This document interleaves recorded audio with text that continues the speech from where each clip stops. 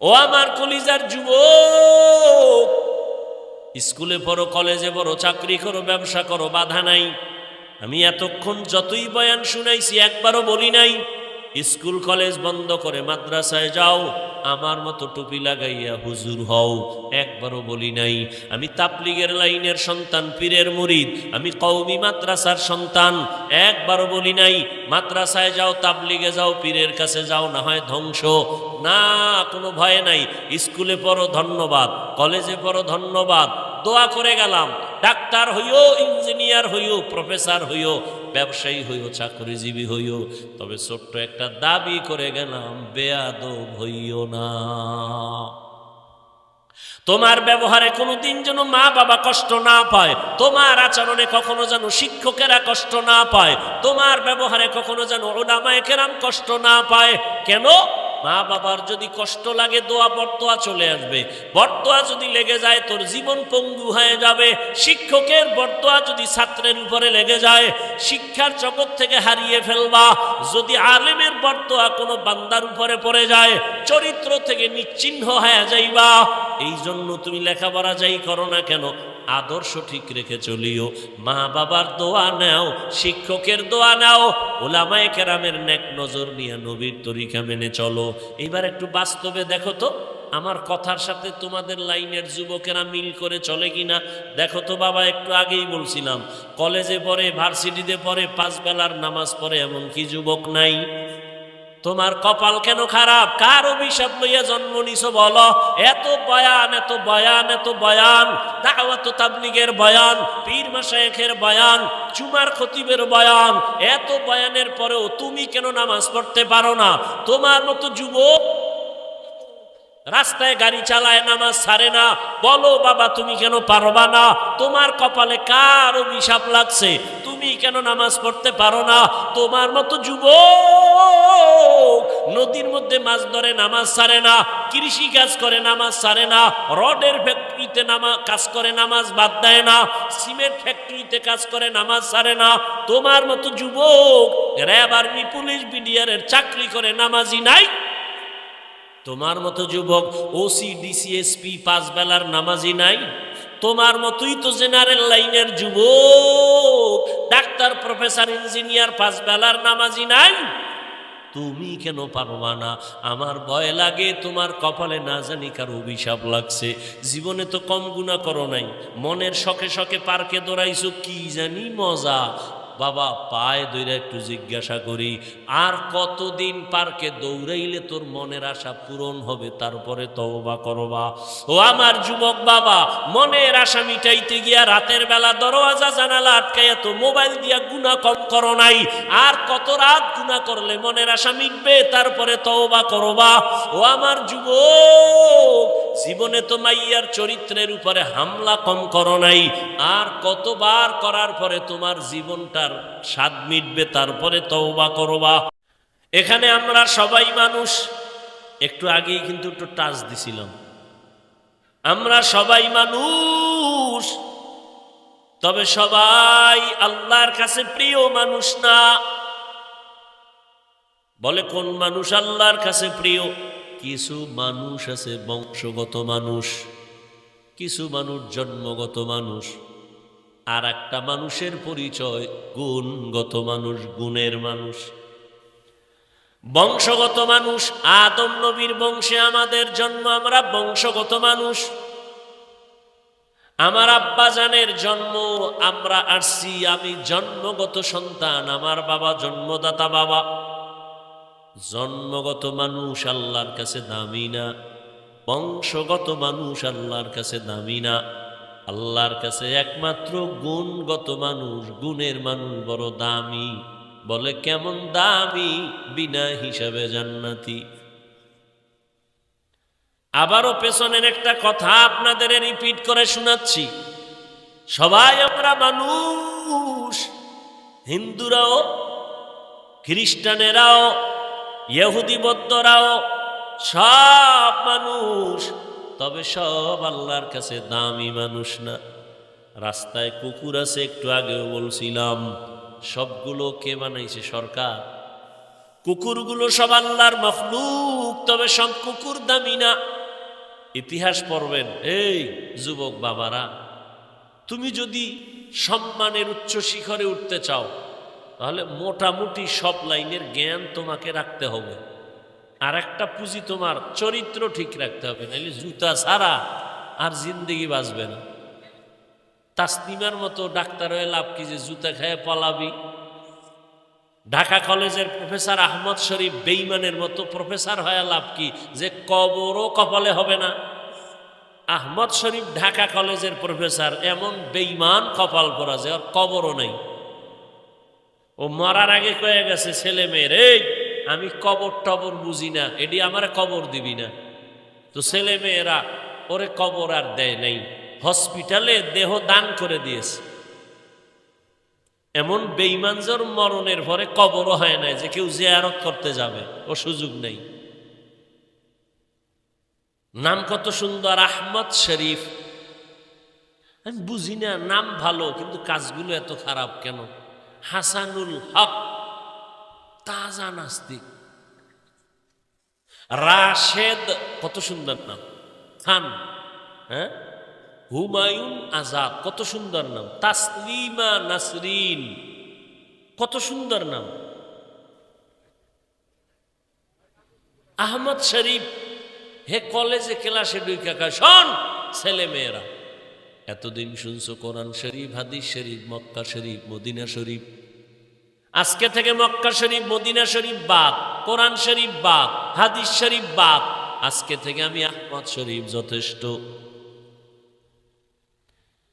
ও আমার কলিজার যুবক বাবারা, স্কুলে পড়ো, কলেজে পড়ো, ডাক্তার হও, ইঞ্জিনিয়ার হও, গবেষক হও, দার্শনিক হও, সাংবাদিক হও। ডাক্তার হও, ডাকাত হইও না। প্রফেসর হও, নাস্তিক হইও না। চরিত্রটারে ভালো রাখিও, সব লাইনে জ্ঞান অর্জন কইরা জবানকে হেফাজত করিও। আল্লাহ তোমার সম্মান এত বেশি দিবেন যে মরিয়া গেলে তোমার নামে সুনামের ইতিহাস তৈরি হবে। আল্লাহ পারে না? আমারে চিন্ত কোন ছাগলে? সেই কুয়াকাটা বঙ্গোপসাগরের সন্তান। কে চিন্ত আমারে, জানতো? কে জানে আমার বাবার নাম, ভাইয়ের নাম? আমার মাওলা যদি কবুল করে নেয়, যোগ্যতা লাগবে না, চরিত্র ঠিক করে সামনে আগাও। মা বাবার দোয়া, শিক্ষকের দোয়া, ওলামায়ে কেরামের দোয়া নিয়ে আগাও। আমার আল্লাহ এত সম্মান দিবে, শুধু বাংলাদেশ না, সারা দুনিয়ার মানুষ সম্মান করবে। গর্বসুরত আদমি ইনসাপুতে আহমদবু জাহলো হামেক সাবুদে। ঢাকা কলেজে গিয়া দেখো, জাহাঙ্গীরনগরে গিয়া দেখবা, কলেজে ছেলেরা লেখাপড়া করে, মাথায় পাগড়ি লাগানো, বিশাল বড় দাড়ি, লম্বা জামা পড়া, মনে হয় জানো বাইতুল মুকাররমের সানি ইমাম। ও ভাই, তুমি কোন মসজিদের খতিব? বা খতিব হব কেমনে? আমি আরবি ভালো করে পারি না। তাহলে তুমি করো কি? ঢাকা কলেজে পড়ি। তোমার এই সুরাত কেন? মাথায় পাগড়ি লাগানো, বড় দাড়িওয়ালা, বড় পোশাক পরে চলো, ক্লাসে যাও। হ্যাঁ, মা বাবার দোয়া আর উলামায়ে কেরামের নেক নজর লাগাইছি। সোহবতে লে তোরা লে কুনাত, সোহবতে লে তোরা লে কুনাত। মাইলে মোমেন সোয়ে মোমেন মিশাওত, মাইলে কাফের সোয়ে কাফের মিশাওত। আল্লাহর কাছে গুণের মানুষের দাম। কুকুরগুলো বানাইছেন সব আমার আল্লাহ, তবে সব কুকুর এক না। ওই কোরআন শরীফের আসহাবে কাহাফের একটা ঘটনা আছে সূরা কাহাফের ভেতরে। ওই কাহাফ, আসহাবে কাহাফ 7টা যুবক। কয় যুবক? ঈমান বাঁচাবার জন্য এলাকা ছাইরা হিজরতে রওনা। কোথাও গিয়ে একটা গর্তের গুহায় আশ্রয় নিয়েছে, জালেমের ভয়। ওখানে কুকুর পাহারা দিয়েছিল। ওই কুকুরটা এত দামি, নবী বলেন জান্নাতে যাবে। আপনাদের আশেপাশে পিপিলিকা অভাব নাই, সব আল্লাহর মাখলুক। কিন্তু সুলাইমান নবীর সাথে যেই পিপিলিকার কথা হয়েছে, ওই পিপিলিকার দাম বেড়ে গেছে, জান্নাতে যাবে। পিপিলিকার জান্নাতে কোনো কাম আসেনি, ও গিয়ে ডিস্টার্ব করবে, এরপরও জান্নাত কেন? আল্লাহ কয় দেখ ভালোর সাথে থাকলে ওর মর্যাদা কেমন। চিটার কোনো দাম নাই, ধানের সাথে আছে তো দাম বেড়ে গেছে। কি ওমর তরবারি নিয়ে দৌড়ায় আমার নবীর কল্লা কাটার জন্য। জীবনে একবার গেছে তরবারি না, নবীরে জবাই করেই ফেলবে। আর নবীর পাশে বৈশা থাকে, হাঁটতে চলতে বারবার দেখা হয় আবু জাহাল। কালেমা পড়ে না, নবীরে দেখে বয়ান শুনে। আর ওমরের মতো বান্দা আবু জাহাল নবীর সাথে আছে, একসাথে চলাফেরা করে, ডেলি দেখা হয়। আবু জাহিল্লার কোনো দাম নাই, সম্মান নাই, মানুষ বড় ঘৃণা করে। কেন? নবীর পাশে থাইকাও কপাল খুলে নাই। আর ওমরের মতো বান্দা নবীকে জবাই করতে গিয়া নবীর হাতে কালেমা পড়ার কারণে ওমরের এত দাম। ওমর যেই পথে চলে শয়তান ওই পথে চলে না। একটা যুবক একটা মদের বোতল হাতে নিয়ে রাস্তা দিয়ে হাঁটতেছে, হঠাৎ তাকায় দেখে ওমর আসতেছে, ভয়ে কাঁপতেছে। ওমর যদি দেখেই ফালায়, কথার আগে তরবারি, ও আল্লাহ মাফ করে দাও, আর মদ পান করব না। বোতলটা এভাবে চাইপা দইরা দাঁড়াইছে। ওমর কাছে আইসা কয়, এই বোতলে কি দে। ও তো আরো ভয় পেয়েছে, কয় ভয় নাই, দে। এমন ভাবে যুবক আল্লাহর কাছে তওবা করছে, বোতলটা বের করে ওমরের হাতে দিছে। ওমর বোতলের দিকে তাকায় দেখে এক ফোঁটা মদও নাই, পুরা বোতলটা সাদা দুধে ভরপুর হয়ে গেছে। সেও মানুষ, তুমিও মানুষ। গরু গাভীর অভাব নাই আপনার এলাকায়, সব গাভী গরু আল্লাহর বানানো। তবে মুসা নবীর সাথে যেই গাভীটার সম্পর্ক, সূরায়ে বাকারা, গাভীর নামেই তো সূরা। এই গাভীটা আল্লাহর জান্নাতে যাবে। ঠিক মানুষ তো সব আমার আল্লাহর মখলুক, কিন্তু যেই মানুষ গুণের মানুষ হবে, ওই মানুষ বড় দামি, জান্নাতে যাবে। বংশগত মানুষের দাম নাই, জন্মগত মানুষের দাম নাই। আল্লাহর আদালতে এই মানুষের ভেতর থেকে যারা গুণের মানুষ হবে তাদের দাম বেড়ে যাবে। এইবার সংক্ষেপে বুঝাইতে চাই গুণের মানুষ কারা। ভালো করে খেয়াল করেন। গুণের মানুষ বুঝার আগে একটা মূলনীতি মনে রাখবেন। কোনো ব্যক্তি কোনো জিনিস যখন বানায়, কোন একটা কাজের জন্য বানায় না আকামের জন্য বানায়। যেমন আমি মাউথ সামনে নিয়ে কথা বলি, মেশিন আমার কথা টেনে মাইকের হরেন দিয়ে কথা অনেক দূরে দেয়। মানে কি বলে, এই মাইকওয়ালা বানানেওয়ালা যখন মাইক বানাইছে, উদ্দেশ্য কাজ কি? আওয়াজটাকে দূরে সরাবে। তাহলে মাইকের গুণ আওয়াজ দেওয়া। বাতিওয়ালা যখন বাতি বানাইছে, কি জন্য বানাইছে? কি কাজ? অন্ধকার দূর করে আলো দিবে। তাহলে যেই কাজের জন্য যেই জিনিস বানায়, ওই কাজ হলো ওই জিনিসের গুণ। বাতিওয়ালা বাতি বানাইছে আলো দেওয়ার কাজে, আলো দেওয়া বাতির গুণ। মাইকওয়ালা মাইক বানাইছে আওয়াজ দেওয়ার কাজে, আওয়াজ দেওয়া মাইকের গুণ। পাখাওয়ালা পাখা বানাইছে বাতাস দেওয়ার কাজের জন্য, পাখা বাতাস দেওয়া পাখার গুণ। ভালো করে মনে রাখবেন, মাইকের গুণ কি, বাতির গুণ কি, পাখার গুণ কি? যেই জিনিস যেই কাজের জন্য বানায়, ওই কাজ হলো ওই বস্তুটার গুণ। মাইক বানাইছে আওয়াজ দেওয়ার জন্য, আওয়াজ দেওয়া মাইকের গুণ। মাইক যদি আওয়াজ না দেয়, সবাই বলবে এটাকে লাথি মেরে ফেলে দাও, এটা গুণের মাইক না। বাতি যদি আলো না দেয়, সবাই বলবে ভেঙ্গে ফেল, এটা গুণের বাতি না। ওর মধ্যে গুণ নাই। ঠিক ভালো করে বুঝেন, আল্লাহ মানুষ যখন বানাইছেন, একটা কাজের জন্য বানাইছেন। কি কাজ? আমার খবর নেই, বিড়ি টানার লাগে। এটা কইবেন তো, পারেন না তো কইবেন যে হুজুরকে বিরোধিতা করার লাগে আল্লাহ বানাইছে। এটা বলবেন বিড়ি টানার জন্য বানাইছে। কি জন্য বানাইছে? ওয়ামা খালাকুতুল জিন্না ওয়াল ইনসা ইল্লা লিয়াবুদুন।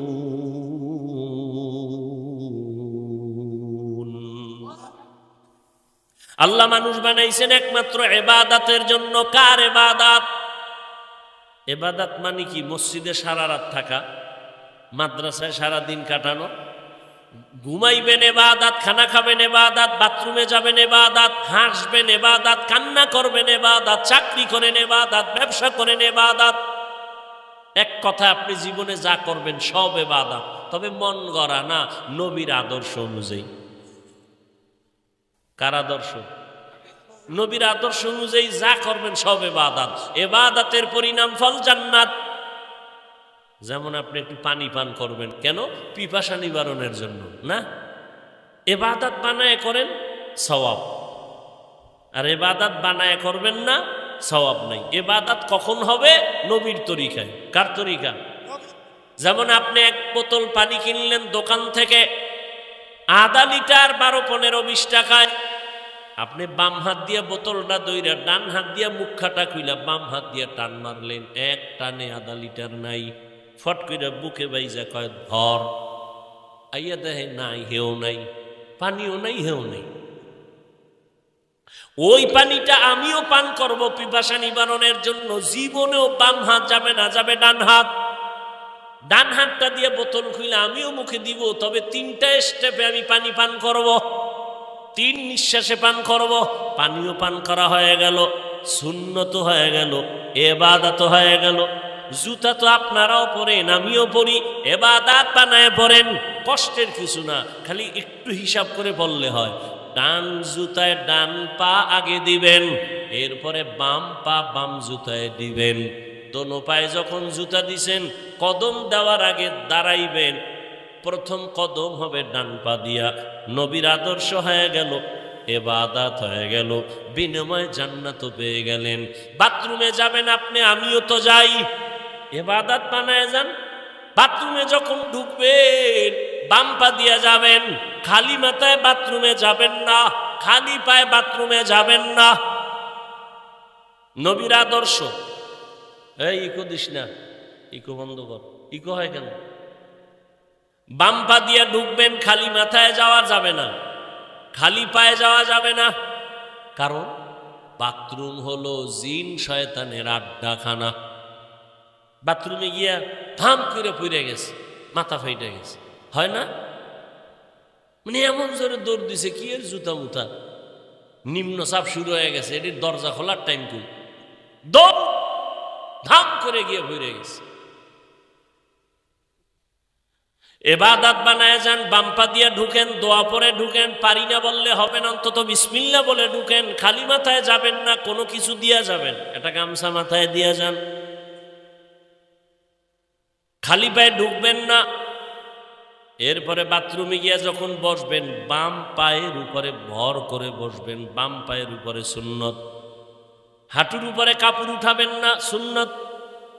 বাথরুম কমপ্লিট করে বের হবেন, ডান পা দিয়া বের হইয়া আলহামদুলিল্লাহ পরে শুকর আদায় করবেন, বিপদ থেকে আল্লাহ হেফাজত করেছেন। বাথরুম হইল, ইবাদতের সওয়াবও হয়ে গেল। খানা খাইতে বসবেন, আমিও তো খাবো, ইবাদত বানায় খান। খানা খাইতে বসবেন, দোনো হাতের কবজা পর্যন্ত পুরাটাই ধুইয়া নিবেন, সুন্নত। খানা প্লেটে নিয়ে ডান দিক থেকে লোকমা শুরু করবেন, সুন্নত।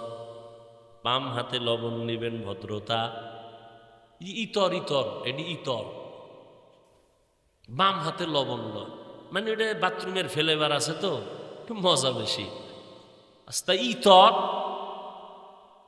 এটারে বানাইছে ভদ্রতা। আল্লাহ হেদায়াত দান করুন। পৃথিবীর শ্রেষ্ঠ ভদ্রতা রসুলের আদর্শের মধ্যে আর কারো মধ্যে নাই, সব অভদ্রতা। তুমি না মানলে বিজ্ঞানীরা তো মানতেছে। সমস্ত বৈজ্ঞানিকরা বারবার রিসার্চ করেছে মোহাম্মদের এই সেই আদর্শগুলো কেন।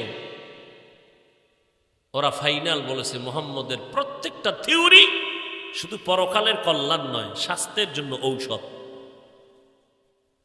দোনো হাতের কবজা দিয়ে খাইতে গেছে, মানে না, এই জাতি মানে না, হুজুরগো কোনো বেল নেই। মাওলায় কানে দইরা মানাইছে করোনায়, এখন পকেটে মেডিসিন লই ঘুরে আর মাহে আর হাত দই, আমার এক হুজুর দুইবেন নি। আর আমরা যে এত বছর দুইতে গেছি কানে ঢুকে নাই, এখন তুমি 13 বার দো, সওয়াব নাই। আর আমাকে কথায় দুইটা সুন্নত অনুযায়ী সওয়াব হইত। বাসায় গিয়ে আপনারা ফ্রেশ হবেন, আমিও বয়ান শেষ করে আর এক জায়গায় যাব, সেখান থেকে বাসায় যেয়ে ফ্রেশ হব। আপনি ফ্রেশ হইতে গিয়া হাত ধুইবেন, চেহারাটা ধুইবেন, পা ধুইবেন, আমিও তাই করব। তবে আপনার কোনো ইবাদত হবে না, আমারটা ইবাদত বানায় করব। হাতটা ধুইতে গিয়া কুলু পর্যন্ত ধুইব, চেহারাটা ধুইতে গিয়া কানের গোড়া পর্যন্ত, এই নিচ পর্যন্ত, পায়ের গোড়ালি পর্যন্ত ধুইয়া ফেলবো। ওযু হয়ে যাবে, ইবাদত হয়ে যাবে। এখন কষ্টের কাম, একটু মাইন্ড চেঞ্জ করে চললেই হয়। আঙ্গুলের নখ কাটতেছেন, নবীর আদর্শ নিয়ে কাটেন, সওয়াব হবে, ইবাদত হবে। ব্যবসা করেন, ওখান থেকেই জান্নাতের রাস্তা আছে, বের হয়ে দৌড় দেন। কেমনে? দোকানে লিখবেন বিক্রি করা মাল ফেরত নেওয়া হয়। যে লেখে হয় না সে ধোঁকাবাজ, সে প্রতারক। নবীর আদর্শ লেখো, দোকানে বিক্রি করা মাল ফেরত নেওয়া হয়। মাপে ভেজাল করবা না, মিথ্যা কসম খাইবা না, সত্য সত্য বিক্রি করো। দেখবা ওই কাস্টমার 1 টাকা বেশি দিয়ে হলো তোমার থেকে নিবে, আর কারো কাছে যাবে না। কইবে যে ওরে দিব 1 টাকা বেশি, কারণ ও মিছা কয় না। কাস্টমার ধরার বুদ্ধি কি? মিথ্যা কথা জীবনেও। ও যদি একবার টের পায় যে মিছা কইছো, তাহলে পুরা বছরের ওই সব আদায় করবে ভিড়াইয়া। নবী বলেন সত্য কথা বলো, কাস্টমারের সাথে মিথ্যা বলিও না, ধোঁকা দিও না। আমি মুহাম্মদ ওয়াদা করলাম আমার সাথে ব্যবসায়ী তুমি জান্নাতে থাকবা। তাহলে মানুষের গুণ কি? গেছেন, ভুলে গেছেন? মানুষের গুণ কি? 5 মিনিটে শেষ। মানুষের গুণ ইবাদত। ইবাদত কি মন গড়া না নবীর তরিকা? নবীজির আদর্শ তো আপনি চিনেন না। কোথায় আছে নবীর আদর্শ? বলে কোরআন হাদিসে। কোরআন হাদিস তো পড়তে জানি না, কয়বার দৌড় দে আলেম ওলামার কাছে। আলেমদের কাছে যাইয়া কোরআন হাদিস বুঝিয়া বুঝিয়া ইবাদত করো, তো তুমি গুণের মানুষ। আর গুণের মানুষের জন্য বিনা হিসাবে জান্নাত। রেজাল্ট বাইর হয়ে গেছে। কিন্তু কি? আল্লাহ বলেন আমি মানুষ বানাইছি না, আগে কোরআন শিখে মানুষ বানাইছি। অর্থাৎ যারা কোরআন হাদিস যাই না শুনে শিখা শিখা ইবাদত করে, তারা গুণের মানুষ। আর যারা গুণের মানুষ হবে তারা জান্নাতি। তাহলে গুণের মানুষ হইতে হলে লাগবে ইবাদত, ইবাদত শিখতে হলে লাগবে কোরআন, কোরআন বুঝতে হলে লাগবে উলামা। তাহলে কোরআন বুঝার পরে গুণের মানুষ হয় ইবাদত করে। তাহলে কোরআন আগে শিখলো না, এরপরে ইবাদত করলো। আল্লাহ এই দিকে ইঙ্গিত করে বলেন আমি আগে কোরআন শিখাইছি, পরে মানুষ বানাইছি। অর্থাৎ যে কোরআন শিখা ইবাদত করবে সে গুণের মানুষ। আমি এদিকে ইঙ্গিত করে বলেছি। আর রহমান আল্লামাল কুরআন খালাকাল ইনসান। আলোচনার শেষ নির্যাস কি বের হলো? গুণের মানুষ হইলেই তার জান্নাত। গুণের মানুষ হইল একমাত্র কোরআন শিখিয়া ইবাদত করা লাগবে। এক কথায় জবাব, কোরআনের শিক্ষাই হলো গুণের মানুষ হওয়ার শিক্ষা। গুণের মানুষ হতে হলে কোরআন অনুযায়ী জীবন চালাও, নবীর আদর্শ মতো চালাও। ও আমার কলিজার যুবক, স্কুলে পড়ো, কলেজে পড়ো, চাকরি করো, ব্যবসা করো, বাধা নাই। আমি এতক্ষণ যতই বয়ান শুনাইছি একবারও বলি নাই স্কুল কলেজ বন্ধ করে মাদ্রাসায় যাও, আমার মতো টুপি লাগাইয়া হুজুর হও, একবারও বলি নাই। আমি তাবলীগের লাইনের সন্তান, পীরের মুরিদ, আমি কওমি মাদ্রাসার সন্তান, একবারও বলি নাই মাদ্রাসায় যাও, তাবলীগে যাও, পীরের কাছে যাও, না হয় ধ্বংস। না, কোনো ভয় নাই। স্কুলে পড়ো ধন্যবাদ, কলেজে পড়ো ধন্যবাদ, দোয়া করে গেলাম। ডাক্তার হইও, ইঞ্জিনিয়ার হইও, প্রফেসর হইও, ব্যবসায়ী হইও, চাকরিজীবী হইও, তবে ছোট্ট একটা দাবি করে গেলাম, বেয়াদব হইও না। তোমার ব্যবহারে কোনোদিন যেন মা বাবা কষ্ট না পায়, তোমার আচরণে কখনো যেন শিক্ষকেরা কষ্ট না পায়, তোমার ব্যবহারে কখনো যেন উলামায়ে কেরাম কষ্ট না পায়। কেন? মা বাবার যদি কষ্ট লাগে, দোয়া বরদোয়া চলে আসবে। বরদোয়া যদি লেগে যায়, তোর জীবন পঙ্গু হয়ে যাবে। শিক্ষকের বরদোয়া যদি ছাত্রের উপরে লেগে যায়, শিক্ষার জগৎ থেকে হারিয়ে ফেলবা। যদি আলেমের বরদোয়া কোনো বান্দার উপরে পড়ে যায়, চরিত্র থেকে নিশ্চিহ্ন হয়ে যাইবা। এই জন্য তুমি লেখাপড়া যাই করো না কেন, আদর্শ ঠিক রেখে চলিও। মা বাবার দোয়া নাও, শিক্ষকের দোয়া নাও, উলামায়ে কেরামের নেক নজর নিয়ে নবীর তরিকা মেনে চলো। এবার একটু বাস্তবে দেখো তো, আমার কথার সাথে তোমাদের লাইনের যুবকেরা মিল করে চলে কিনা দেখো তো বাবা। একটু আগেই বলছিলাম, কলেজে পড়ে, ভার্সিটিতে পড়ে, 5 বেলার নামাজ পড়ে, এমন কি যুবক নাই? তোমার কপাল কেন খারাপ? কার অভিশাপ লইয়া জন্ম নিছো বলো? এত বয়ান, এত বয়ান, এত বয়ান, দাওয়াত তাবলীগের বয়ান, পীর মাশায়েখের বয়ান, জুমার খতিবের বয়ান, এত বয়ানের পরেও তুমি কেন নামাজ পড়তে পারো না? তোমার মতো যুবক রাস্তায় গাড়ি চালায়, নামাজ ছাড়ে না। বলো বাবা, তুমি কেন পারবা না? তোমার কপালে কার অভিশাপ লাগছে? তুমি কেন নামাজ পড়তে পারো না? তোমার মতো যুবক নদীর মধ্যে মাছ ধরে, নামাজ ছাড়ে না। কৃষি কাজ করে, নামাজ ছাড়ে না। রডের ফ্যাক্টরিতে কাজ করে, নামাজ বাদ দেয় না। সিমেন্ট ফ্যাক্টরিতে কাজ করে, নামাজ ছাড়ে না। তোমার মতো যুবক র্যাব, আর্মি, পুলিশ, বিডিআরের চাকরি করে, নামাজি নাই। তোমার মতো যুবক ওসি, ডিসি, এসপি, 5 বেলার নামাজি নাই। তোমার মতোই তো জেনারেল লাইনের যুবক, ডাক্তার, প্রফেসর, ইঞ্জিনিয়ার, 5 বেলার নামাজি নাই। তুমি কেন পারবা না? আমার ভয় লাগে তোমার কপালে না জানি কার অভিশাপ লাগছে। জীবনে তো কম গুনাহ করো নাই, মনের শখে শখে পার্কে দৌড়াইছো, কি জানি মজা। বাবা, পায়ে ধরে একটু জিজ্ঞাসা করি, আর কতদিন পার্কে দৌড়াইলে তোর মনের আশা পূরণ হবে, তারপরে তওবা করবা?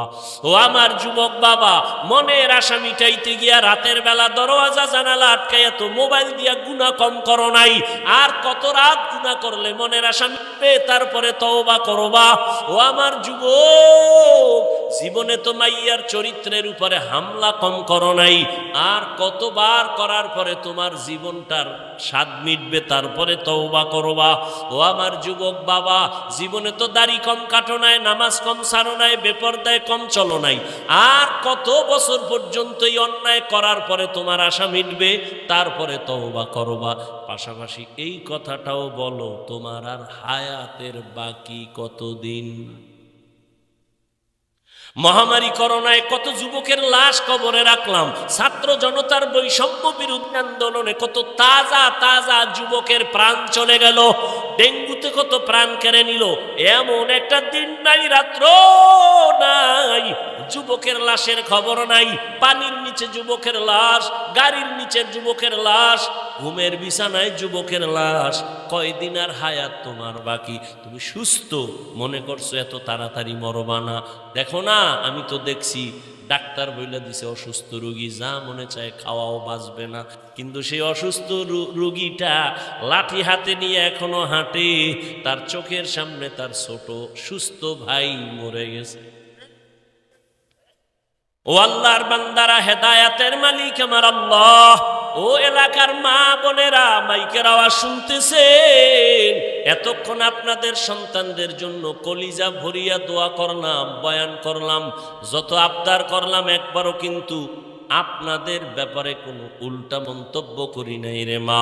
এই সন্তানগুলোকে ডাক্তার বানাবেন, ইঞ্জিনিয়ার বানাবেন, প্রফেসর বানাবেন, আদবওয়ালা বানাইয়েন, বেয়াদব যেন না হয়। আর এগুলোর জন্য আপনি মায়ের দোয়া লাগবে, মায়ের অবদান লাগবে, না হয় সম্ভব না। কারণ গাছ ভালো হলে ফল ভালো হবে, মায়ের আদর্শ ভালো হলেই তো সন্তান ভালো হবে। এই দুনিয়ায় যত ভালো ভালো সন্তান আসছে সব হলো মায়ের অবদান। আমার বলার সময় হাতে নাই, মায়ের কারণেই সব সন্তান ভালো। এসপি সাহেবের ব্যবহার ভালো, খোঁজ নিয়ে দেখেন তার মা ভালো। ডিসি সাহেবের ব্যবহার ভালো, খবর নিয়ে দেখেন তার মায়ের আদর্শ ভালো। একজন মেম্বরের আদর্শ ভালো, খোঁজ নিয়ে দেখবেন মায়ের আচরণ ভালো। একজন ডাক্তারের ব্যবহার ভালো, খবর নিয়ে দেখবেন তার মায়ের আদর্শ ভালো। মায়ের আদর্শের কারণেই সন্তান ভালো হয়। ও পর্দার আড়ালের আম্মা জানেরা, আপনাদের এত মর্যাদা সম্মান, আপনারা নবীদের মা, সাহাবায়ে কেরামদের মায়ের মতো মা। আজকে এই স্টেজে কত ছাত্রের মাথায় পাগড়ি দিলাম, এরা আলেম হয়েছেন, এরা হাফেজ হয়েছেন, এদের মা বাবার জীবন কত ধন্য।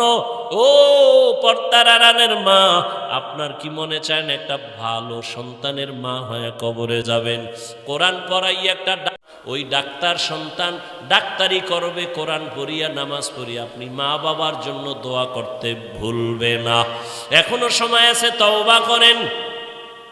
আপনার মতো কত মা এখনো আছে পর্দা করে, মোবাইলে চরিত্র নষ্ট করে না, নামাজ ছাড়ে না, বেপর্দায় চলে না, স্বামীর মাল খেয়ানত করে না, স্বামীর মাল হেফাজত করে, সন্তানগুলোকে ভালো বানাবার চেষ্টা করে।